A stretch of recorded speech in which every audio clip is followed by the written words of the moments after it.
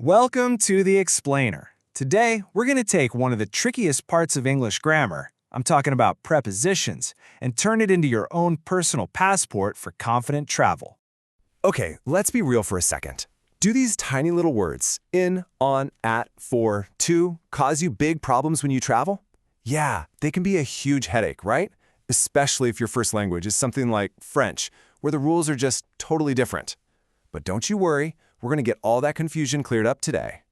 So here's the #1 mistake people make. They try to translate directly. You see it all the time. In French, you might say attendre, but in English, you can't just say wait me. Nope, it has to be wait for me. See? Direct translations, they just don't work. So let's fix that, starting right now.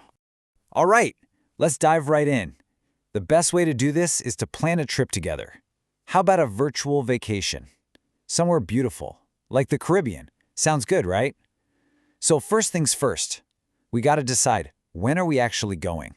So when we're talking about the timing of our trip, here's the good news. You really only need to get a handle on 3 little words. That's it, just 3. In, on, and at.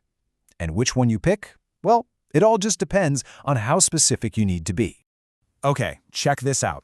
This is what I like to call the pyramid rule, and it is super simple. Just think of it like a funnel, going from the most general down to the most specific.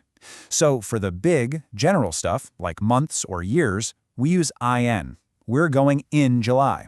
Easy. Then we get a little more specific, down to days and dates, and for that, we use on. We're leaving on a Monday. And for the most specific, exact times, you guessed it, that's where we use at. Our flight is at 3 p.m. See? General to specific. In, on, at. Now here's another pair that trips people up, for versus during. It's actually a really important distinction. Think of it this way. For answers the question, how long? So we stayed for 2 weeks. But during, that answers the question, when? As in, we swam a lot during our vacation. It's a small change, I know, but trust me, it makes your English sound way more natural. All right, part 2. We've got our dates picked out. Now we actually have to get there, right? So this next part is all about the words we use for movement. When you're at the airport, these 4 words are basically your new best friends. You're flying to your destination. You're coming from your starting point. You have to walk through security, and you travel by plane. Seriously, if you can master just these 4, you can describe your whole journey from start to finish, no problem. Okay, this is the big one.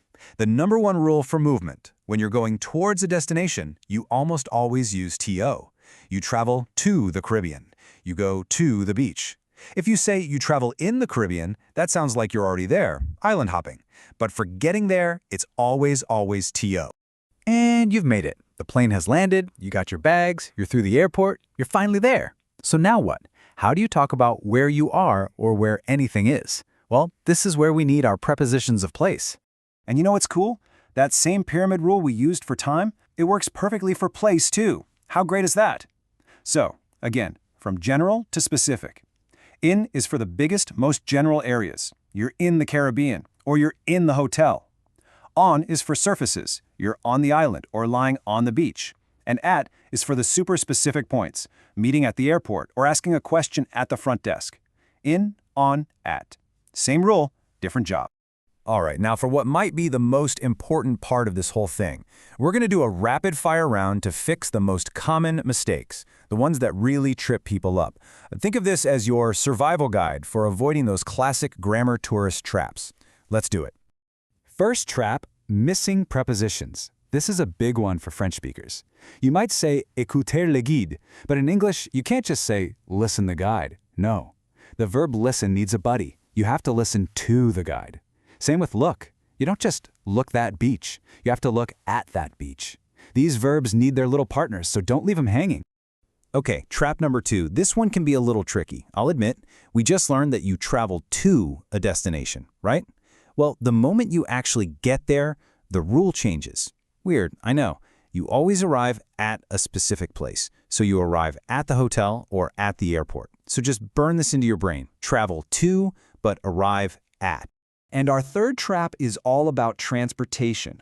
You might be tempted to say you're going in a plane or you came with the bus, but the rule here is actually super simple. For the general way you're traveling, it's always by. You go by plane, by car, by train. And here's the other key part. Notice there's no the or a. It's just by bus. Nice and clean. Whew. Okay, we have covered a lot of ground, haven't we? So let's bring it all home. We're going to put everything together in a final checklist. Think of it as your preposition passport. Everything you need for a smooth trip. Seriously, if you can just remember these 5 golden rules, you're going to solve like 90% of your preposition problems. It's the 2 pyramid rules for place and time. It's using to for movement. It's knowing the difference between for and during. And finally, remembering those key verb partners like listen to and arrive at. This right here, this is your foundation for speaking and traveling with confidence. So with all these tools in your pocket, you're not just learning a bunch of boring grammar rules. No way. You're actually unlocking the door to exploring new places, connecting with new people, and doing it all with confidence. So the only real question left is, where is your English going to take you next?